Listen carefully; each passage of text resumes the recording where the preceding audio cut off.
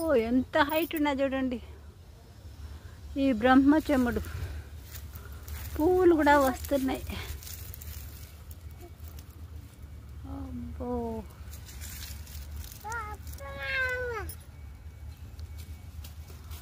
చూడాలా ఎంత పెద్దది వచ్చేసిందమ్మా. మా ఇంటి దగ్గర ఉన్నాయండి ఈ మొక్కలు. ఎంత హైట్, ఫుల్ ఫ్లవరింగ్,